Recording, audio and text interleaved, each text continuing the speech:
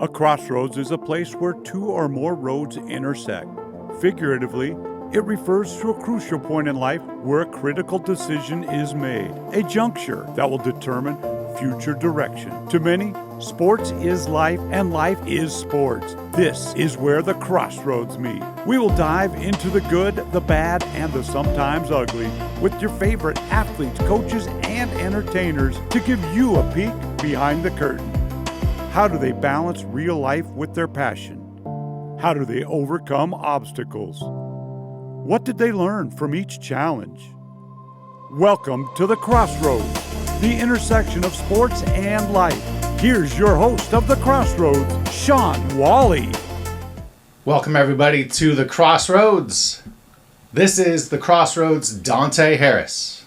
Dontay Harris, known in the 253 Tacoma, Washington community, a great basketball player, mentor, coach to the youth of today. Dontay's played high school basketball, college basketball, international basketball. He's been all over the world for the game of basketball. Dontay, thank you for joining me. Thank you for having me, man. I'm excited to be here, man. I'm ready to have a blast. Great to see you. It's been too long, to say the least. Yeah, it's been several years. Man, a graduate of Mount Tahoma High School. Yes, indeed. Tacoma through and through. What was that like as you were coming up in the basketball world as a teenager? Oh, man. It was a blast, man. There was difficulties, but I think I had a blast doing it. You know, I graduated in 96 from Mount Tahoma, so early 90s Tacoma. Most people, if you think about that era of Tacoma and what was going down around that time period, there was a lot of kids going the opposite way of going to go play hoop or doing both. You know, I was one of those kids that just, I loved the game of basketball more than I loved anything else. It was kind of like my outlet. So I persevered through a lot of stuff just to keep playing basketball. So, I got cut a couple times. So, yeah, I got cut my freshman and my sophomore year.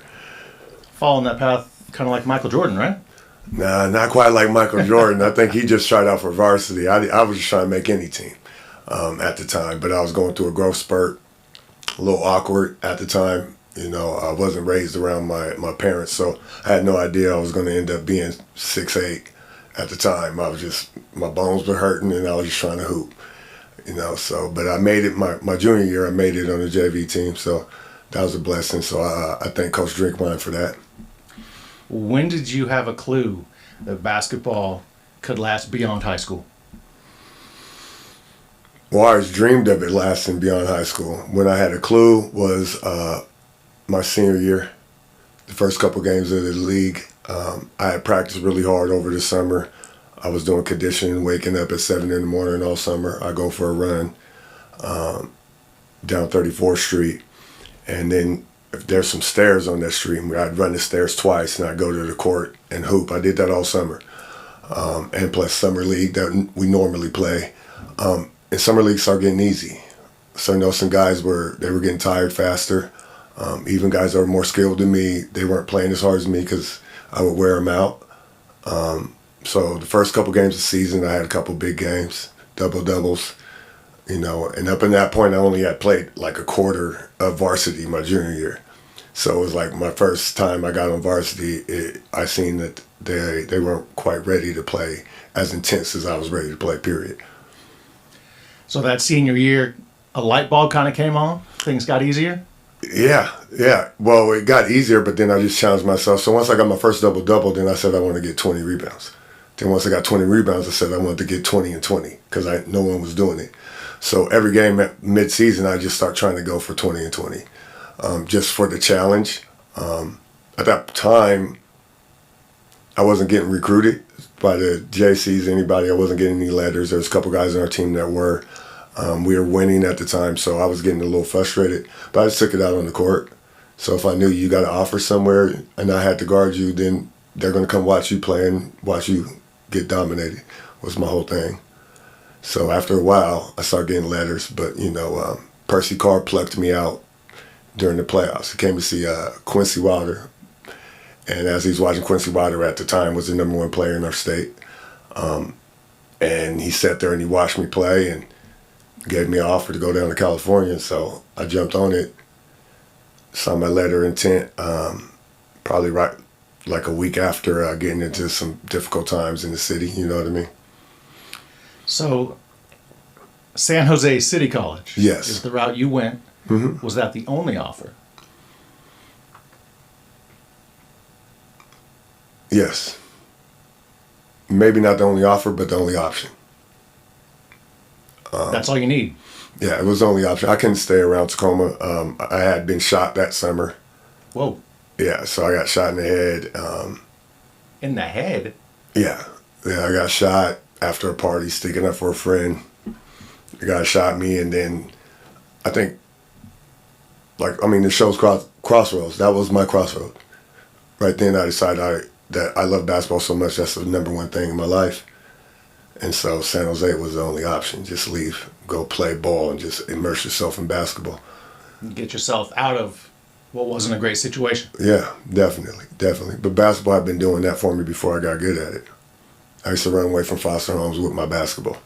So basketball's always been my situation. Man, Dontay, this stuff I didn't even know. And I've known you for 20 plus years.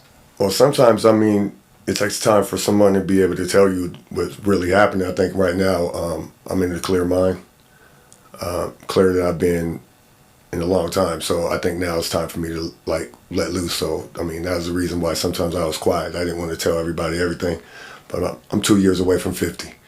There might be a kid out there that can really learn the truth. That there is still possibility. Or you can be a young adult and get some hope out of it. So now it's time to talk.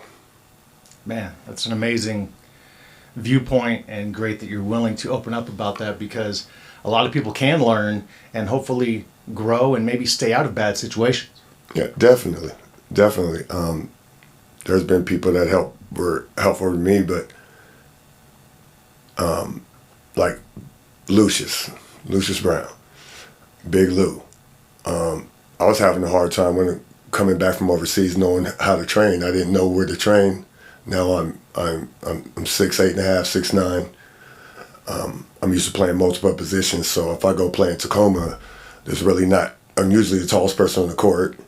There's not anybody equal to my size, so I can't really work on anything. I can get my jumper off when I want to, and people are just going to let me shoot. So I ran into Big Lou. We played a couple games of one-on-one. He takes me up to Seattle, start playing higher caliber guys, other guys that played overseas, some guys that played in the NBA, and he gave me an opportunity to grow he basically gave me the next challenge, which is how I live. I need a goal, or I get bored. So that was the next basketball goal for me. So he helped me out with that. So I'm just trying to pass some of that knowledge on. So you've had multiple times in your life, in your basketball career, where you've left everything you knew. You uprooted from Tacoma to San Jose City College. You went from there to Drake. You went from Drake to playing in Europe. Yes. And you didn't know anyone where you were going or what life would be like. No. What were those challenges like? Well, the thing about being around people you don't know, it seems kind of daunting to people that haven't already been around that. I grew up moving from home to home, where every time I would get there was a bunch of people I didn't know. So it was never hard for me to go from school to school or city to city or to a different country, because I've always been placed in different homes as a youth.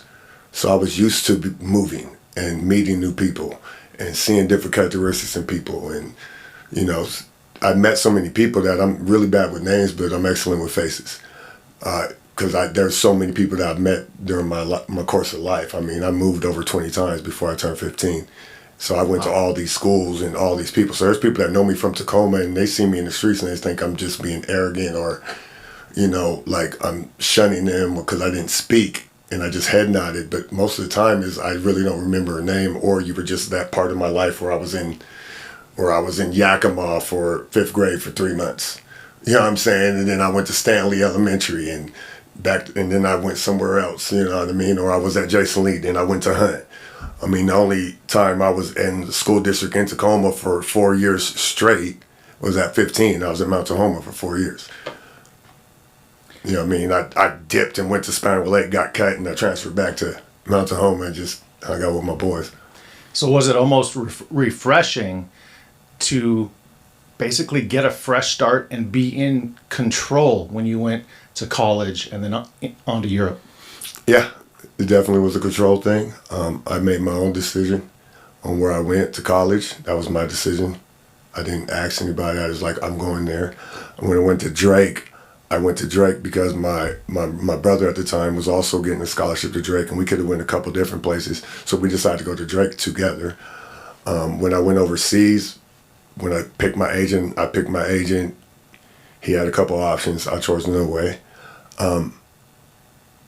But that is tricky situation is the control wasn't, that was a small part of control. The reason why I love playing basketball, because inside 94 feet, I can control the game. Even if it's only for 3 minutes. Those are my okay games. My good games, I controlled it for 12. My great games, I controlled it for 24. So there's games where I went to Denmark, I gave them 52 in the playoff game. I controlled that entire game, the whole game. Like, I was controlling everything. The defense, I was controlling. I had a bunch of rebounds. It was control. And that's what I thrived on. Period. And then that's like me on the court and me off the court is two different people. On the court, Ghostface. yeah, definitely Ghostface. Definitely. Out of all the places basketball has taken you, what's been your favorite? Home, Nice. definitely. Home being Tacoma or home being wherever you are? Wherever I am, it's always made me comfortable. If I'm uncomfortable, basketball will make me comfortable. That's awesome. Transitioning from Europe to now making Tacoma home again. How did you go about finding opportunities in semi-pro ball in the Tacoma area? I kind of found me. I was home for the summer. Heard about a local team being built. At the time, I was playing ABA in Bellevue for the Blackhawks. We had a really solid squad, but it was my off season, so my plan was to go back overseas.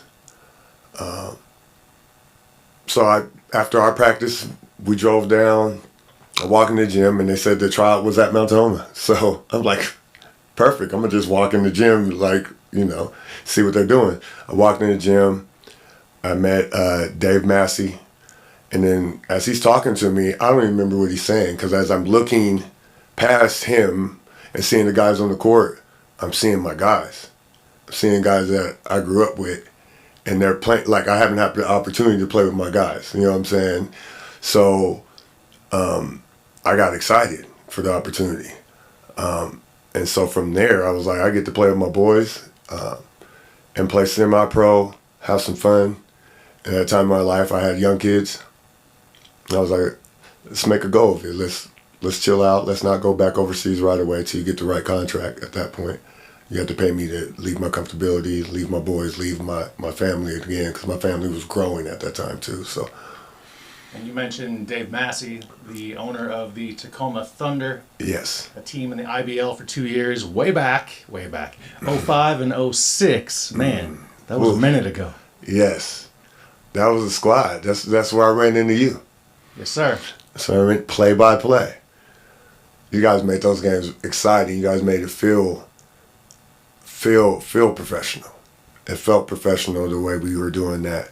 Which made it easy to stay too. Like, if it felt like rec ball, I would have had a hard time just staying around. I think Massey did an excellent job of making it feel professional.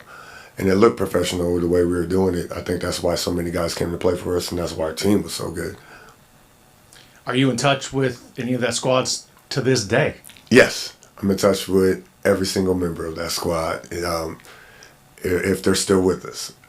Yeah. So as a team captain, I cherish that squad. That squad those are my guys. So we talk often. We're gonna We plan on getting together this summer. A little barbecue like the old times.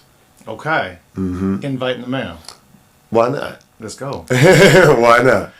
Man, Chris Hippa, Mike Claxton, Yes. Jimmy Haywood, Yes. Marlon Bailey. We can Yes. go on and on. Yes. That was the squad for sure. That was a squad. We keep going. I mean, Lamar.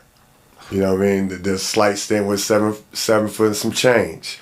We can go on to Maurice. We got a squad. Mike Newell, rest in peace.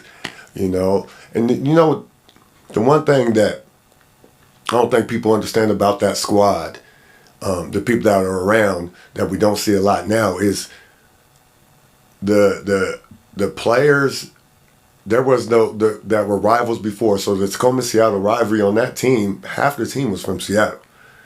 And we all got together and we all hung out, and no one talks about that. And we won the championship with a mixed team, you know. And those guys, I still talk to those guys. Marlon and I talk often, not to everybody, but you know, of course, I talk to Hippa still and Mosley, and so we're all we're in conversation. Mosley will be in this room next week. We'll get Hippa in here at some point, I'm sure. Man, it's just awesome that a sport, a game, can still bring people together 20 years later. Yeah. You may not see them every day, you may not talk to them, but still have that camaraderie and that bond. Yeah, that's basketball. It builds relationships. It builds relationships. You know what I mean? The up and downs that happen in the game. It lets you know about a person. You know, there's times where I've seen a couple guys get hurt really bad and not come out the game, but I see them later on. They come over to the house for the barbecue, and now they're limping. And we're putting them in ice buckets, putting ice on guys, hanging out, having the barbecue. That was the type of things we did. It was like we're on and off the court, we hung out. And that was the thing that I didn't really get when we were overseas, because I'm the overseas player. So you can hang out a little bit, but you know, you're just you're the product, and you only can do certain things. So it was just good playing with the fellas. Yeah, I cherish those times. The decision to hang up the shoes, the kicks. Mm-hmm. How did you come to that? I'm a passion guy when it comes to hoop. And I always looking for a challenge. At that time, I was in the IBL. I think it was like my 5th or 6th year. I was an all-time leading scorer. But I started not to feel as aggressive and what basketball gave me. I started feeling more like a coach. The analyzing instead of reacting, you know what I mean? I started really paying attention to that type of thing. It was just a passion, started doing it a little bit. And to tell you the truth, it started when I played like 2 games where the doctors had me on the heart monitor 2 weeks before because I passed out at work. So I went and played, but he told me not to exert myself, just kind of hit cruise control, work your way into the game. So I played 2 games like that, and it wasn't for me. If you can't go all out. Yeah, and then I was like, you know what? And after I did that, I knew it was about time to hang it up. You know, because if I can't go all out, then there's no reason for me to play, because it's just instinct. So eventually I got back in shape and I did play and finish the season, and I was fine. Heart condition was fine. Everything was good. They were just a little worried because I passed out at work, and then when they checked my heart rate was beating at I believe it was 42 times a minute. But then when they put me on the thing and I ran the mile, it was only beating at like 72. And they're like, you just have a low resting heart rate. But it's been like that for a while. So it wasn't no big deal. It was just a little scare. I don't know if I ate the wrong thing, stood up too fast. Who knows what happened that day? But I did pass out at work. It was kind of scary. Life can hit you quick. Oh, definitely. But you got to, first of all, I got to stop reacting once it hits me. So that's the thing that I'm on right now. It's like get hit, and I think that's the way I just survived. Get hit with something, you react once it's hit. But now I'm trying to get more proactive. You know, preparing myself before something comes. You know what I'm saying? So that's the new move. That's the new mindset.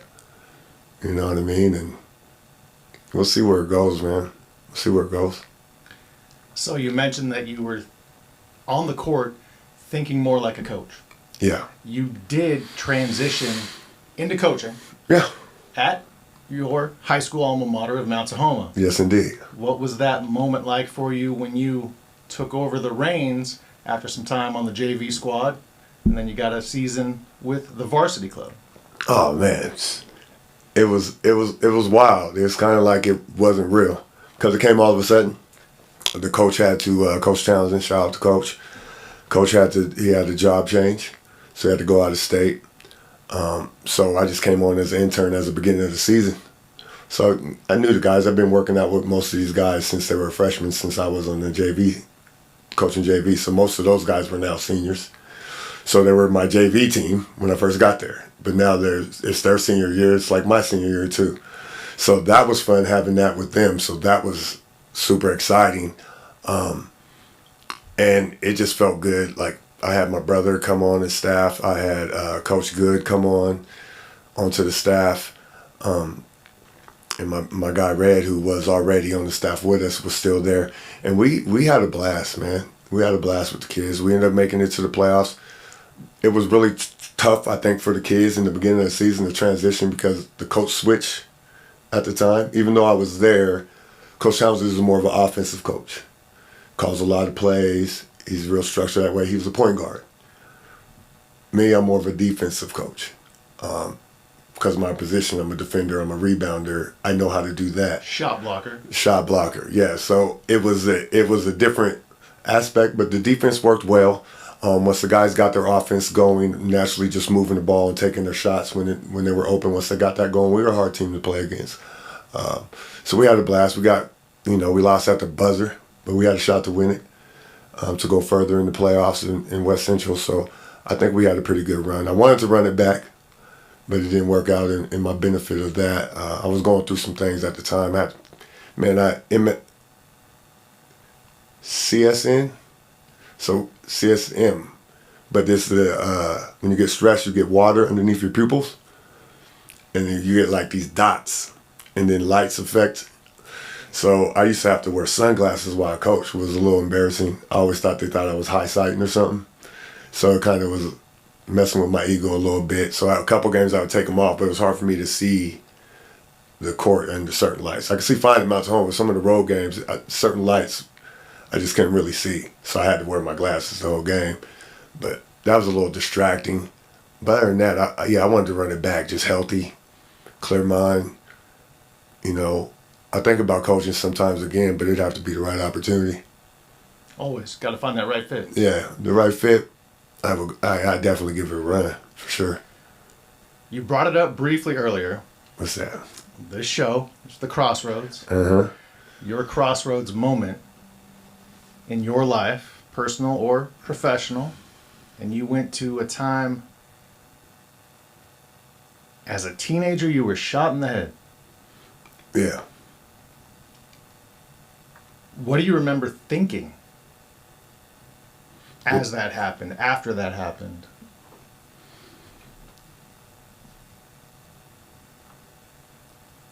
I mean, it seemed unreal. It seemed unreal. I got to that point in my life where I wasn't really logically thinking, mentally. But I do remember hearing because it was a shotgun, so it wasn't a slug, thank God. So it was the pellets. But I remember looking directly at a wall when I turned my back to him and seeing the wood flicker. That time I didn't know I was hit, but I was seeing the wood just like splatter all around me.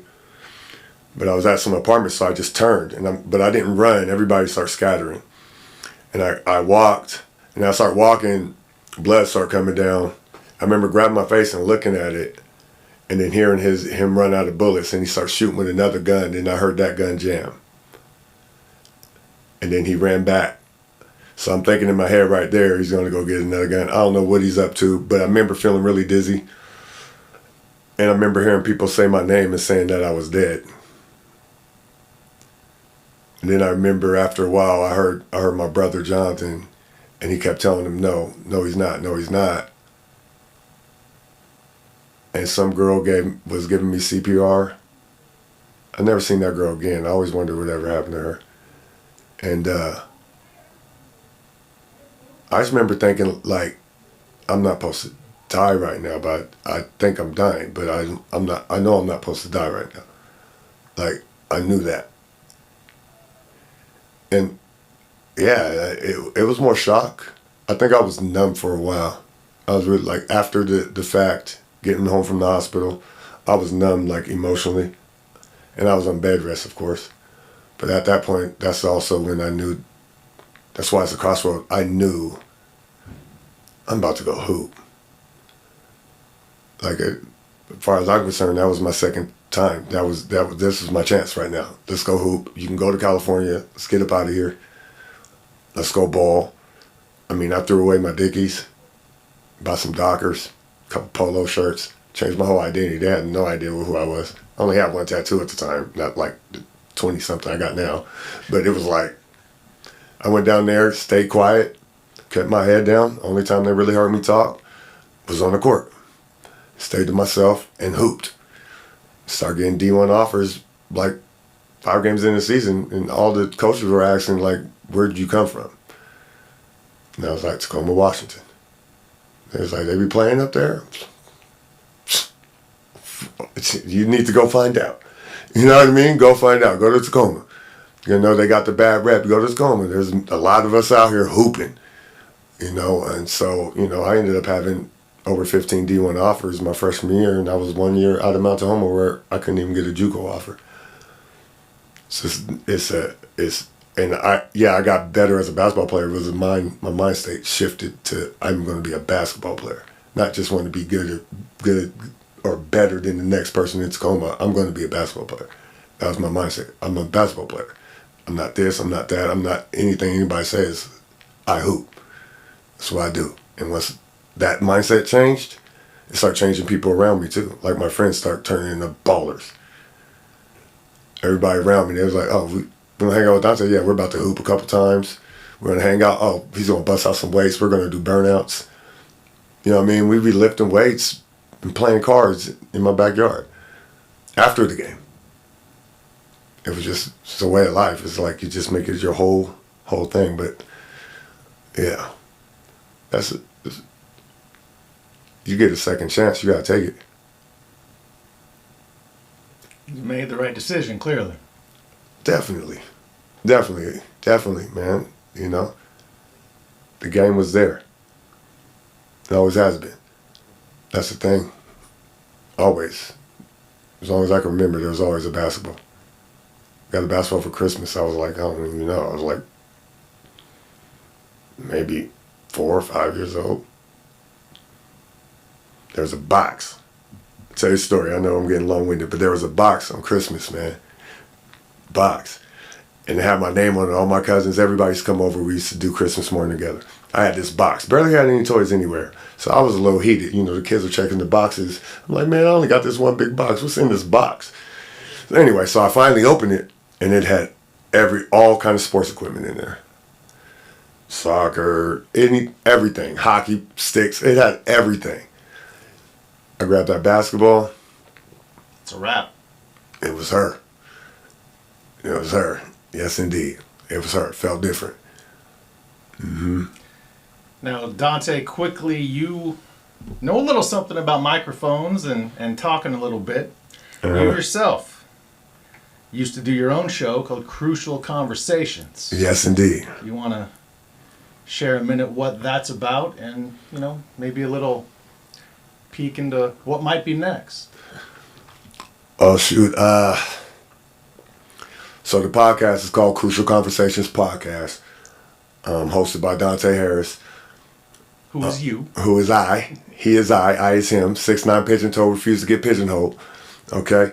So the thing is this, the podcast is exactly how I live my day-to-day life. So it's basically the longest conversation you're going to have is a conversation you're going to have with yourself. So talk to yourself wisely. So you can you can talk bad about yourself to yourself, and it's gonna manifest inside you. You don't even have to say it out loud. You're thinking to yourself. Absolutely. So you're constantly talking to yourself. It's the longest conversation you're gonna have. Is with yourself. So people say you don't talk to yourself. I think you talk to yourself more, but you talk yourself up. You know what I mean? So it's about that and interviewing people and trading stories. So it's more a podcast, but it's a conversation. So I interview, but I'm also sharing stories, and it's more like a conversation. So it's just, which makes it crucial. So the most crucial thing is the conversation that you have with yourself. So talk to yourself wisely, build yourself up, because the world's already going to take you down. And I've been learning new ways. I've never learned a new way Monday night, a new little system to trick your mind into something positive or to get rid of things negative. You know what I mean? So things like that, when I learn and I study and I try to grow myself, my mental, I'll share on there. So by saying that, I'm saying this is actually coming back out. So thank you for bringing me on your show. Pretty soon after this air, you'll get my first episode for the first time in 4 years. It'll be on YouTube, back on my platform, back to getting it back together. So, yeah, I'm excited. It's time to go. Dontay Harris, we could do this for hours. Thank you so much for your time, your insight, stories I didn't even know. There's still more in there, I'm sure. We'll definitely get you back on in the future. Yeah, definitely. Best of luck as you continue to maybe get back into coaching, get back into your show. Love to see you, man. I know. Dontay Harris, the man, the myth, the legend, a.k.a. Ghostface, helped run the Tacoma Thunder on the floor in the IBL and all of the 253. Thank you for joining us. Thank you for tuning in. Thanks to James here at TC Media. This is The Crossroads, Dontay Harris.